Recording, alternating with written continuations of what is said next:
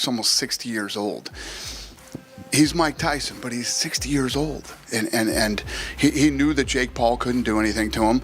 So you knew what you were going to get. Dana White slammed the Mike Tyson versus Jake Paul fight, calling it typical Showtime boxing and a complete mismatch. He criticized the idea of a legendary boxer facing a YouTuber who struggles to throw a proper punch without risking injury. For Dana, it's a disgrace to real boxing, tarnishing Tyson's legacy with such a spectacle. Beat off Jake Paul, but how? Mike Tyson's an absolute legend and one of the greatest fighters of all time. How can this YouTuber beat such a great fighter? Well, X has... It gets even better when you break down the fight. Are we really watching legitimate boxing? Or is this just the latest episode of Who's Faking It Better? Let's stop pretending and call it what it is. Pure spectacle. And all the people that are, there's a lot of... in Portnoy went out and said that it was the greatest con job of all time. The Jake Paul versus Mike Tyson fight wasn't just a boxing match. It became a media wildfire that left controversy and unanswered questions in its wake. The chaos began long before the first bell rang, fueled by the leak of a supposed fight script, sparking debates about authenticity and spectacle. X has spoken. The fight was scripted. Everyone is talking about this on X, and the script was actually leaked on X. A few days. Yes, you heard that right, a script. A document leaked on X just a day before the fight, detailing every moment of the showdown. This wasn't just vague predictions. It mapped out the punches, moves, and even a supposed fifth-round knockout by Tyson. Have fights turned into soap operas now? Scripted for drama instead of real competition? Tyson is showing flashes of his old form, which actually happened.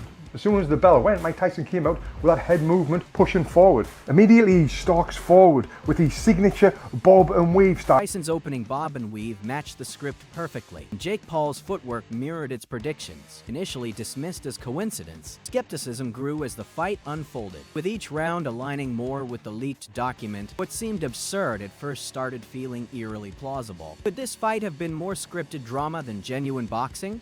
And it was a bit of a shit show, but what did you expect? Seriously, when you stayed home and you turned on Netflix that night, we were like, holy fuck, I'm about to see the greatest live sporting event of all time. Then came Dana White, and you could almost see the steam coming out of his ears. The UFC boss didn't hold back, ripping the entire event to shreds. Called it a circus act, not a real fight, labeling it an insult to genuine athletes and a slap in the face to the sport of boxing. His words hit hard. So if you can keep fighting fucking 50-something-year-olds... You don't think Tyson has a chance? Making a living at it. I think that Mike Tyson has a puncher's chance against anybody. Mike's 58 years old. You know what I mean? Right. I hate doing this because Mike gets mad at me every time. But wait, it gets even deeper. Dana White's anger wasn't just about what happened in the ring. It was about a much bigger issue. Jake Paul, an influencer turned fighter, consistently pulls in millions of viewers with his exhibition matches. Meanwhile, PLC champions, fighters who have dedicated their lives to the sport, struggle to get the same media attention. It's not hard to see why White is frustrated. Exhibition boxing, especially with personalities like Jake Paul, is stealing the spotlight from legitimate fighters and overshadowing real competition. White's critique wasn't just about this fight. It was a warning about the future of combat sport. If this trend continues, what's the point of building a professional fighting career when a YouTuber can outshine you? It's a crazy, unsettling shortcut to fame. Paul Mike Tyson fight. Interesting. Script. How so? What do you mean by It's just script? weird. It just Like scripted in what way?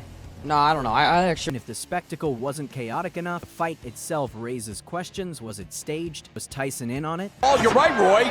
He's turning into a boxer. Yep. Oh, good shot by And Mike. again, the left hook. Good shot by Mike.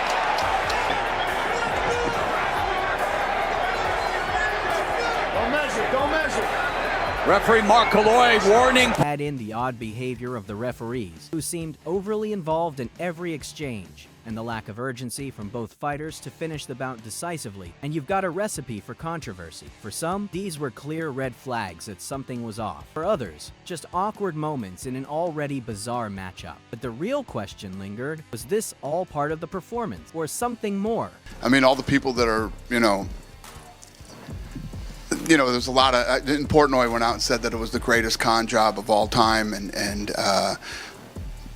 I mean, if you didn't think that that's the way the fight, I don't know what people expect. White's words cut through the noise, making it clear that, in his view, this wasn't a fight, it was theater. He highlighted a larger issue. the growing trend of prioritizing viral moments over the integrity of sport. Whether you agree with him or not, one thing is certain: White's fiery critique has added even more drama to an already controversial event, fueling debates about the future of combat sport. Tyson's just been beat off Jake Paul. But how? Mike Tyson's an absolute legend and one of the greatest fighters of all time. How can this YouTuber beat such a great... The script's depiction of round one closely mirrored what happened in the ring. Tyson came out with his signature bob and weave style, charging forward and forcing Jake to stay on the move. The younger, more agile Paul used his footwork to keep his distance, landing a few light jabs to take control. This exact sequence made many fans believe the script wasn't just a coincidence. However, some argue that predicting the first round isn't that hard, especially considering Tyson's age and declining performance, which better explained the pace of the fight than any scripted narrative. Still, whether scripted or not, there was something undeniably off about this Showtime fight. You know, this is what Mike Tyson, when Mike Tyson shows up, everybody makes money, you know? Jake Paul is, you know, I don't have to tell you guys, you guys know, Mike Tyson is the A+++ side of that. During the fight, Jake Paul fought strategically, keeping his distance, avoiding risky exchanges, and relying on his youth and stamina. A knockout would have been the ultimate statement, but surviving 8 rounds and winning on points was enough to claim victory over the boxing legend. The narrative practically wrote itself. Jake Paul, the underdog influencer, takes down the great Mike Tyson. You know, what do I think of the Mike Tyson fight? Yes. Tyson's 58 years old. You know what I mean? Jake fought a guy who was his age and was also considered a boxer, and he lost. Dana White didn't hold back in criticizing Jake Paul, a longtime opponent of influencer boxing. White has repeatedly called it a spectacle that undermines combat sports, accusing Paul of cherry-picking opponents and prioritizing showmanship over genuine athletic ability, undermining the integrity of the sport. If he wants to do boxing, why not fight guys that actually box for a living? 100%. Fight guys that box for a living and guys that are your age. How about that? He says he wants to fight Canelo.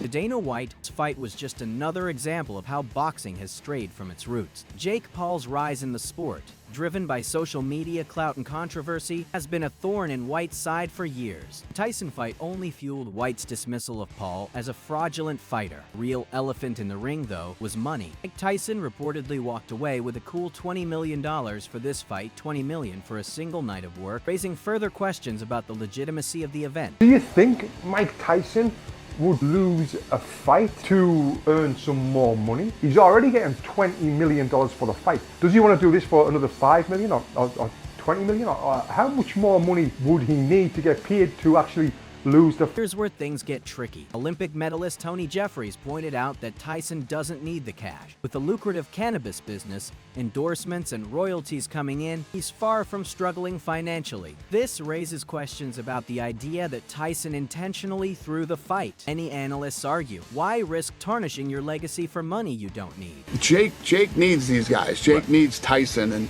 needs all these other people, because that you know, everybody's going to tune in to hope that Mike Tyson knocks him out. Right. They're not tuning in because they think Jake Paul's a great fighter and they want to see him. What about Jake Paul? While his exact earnings aren't public, estimates put his take in the 10-15 million range, factoring in his cut of pay-per-view sales. Not bad for someone who started out filming pranks on YouTube, but for Paul, money is only part of the equation. The real payoff was the boost to his brand. Beating Mike Tyson, despite Tyson being nearly 3 decades older, was a headline that practically sold itself. The optics matter more than the reality, and let's be honest, Jake is a master at crafting a narrative that keeps people talking and paying. He was making the money he says he's making. Showtime Boxing wouldn't have gone out of business, and Showtime would have made sure they kept paying him. So, was it all about the money for Tyson? Maybe not entirely. For Jake, absolutely. But beyond the dollars and cents, the real question is whether the entertainment value of the fight justified all the controversy. The answer depends on who you ask. Purists will call it a disgrace to the sport, a cash grab disguised as competition. Fans of spectacle, on the other hand, will argue it was worth every penny. Love it or hate it. People watched, and that's the bottom line. Here's the harsh truth. Boxing isn't what it used to be. Once, it was all about skill, grit, and the pursuit of greatness. Now, it's about influencer showdowns, YouTuber spectacles, and celebrity grudge matches. The Jake Paul versus Mike Tyson fight is just the latest example of how the sport is changing, and not everyone is happy about it. Expected. You know, Mike's almost 60 years old. He's Mike Tyson, but he's 60 years old. And he knew that Jake Paul couldn't do anything to him. So you knew what you were going to get when you saw that fight. But you can't be mad. It was fucking free. We all got... I don't know what people expected. Mike's almost 60 years old. He's Mike Tyson, but he's 60. Knew Jake Paul wasn't going to do much to him. We all knew what we were getting with that fight, but hey, you can't be mad it was free, and we all have Netflix anyway.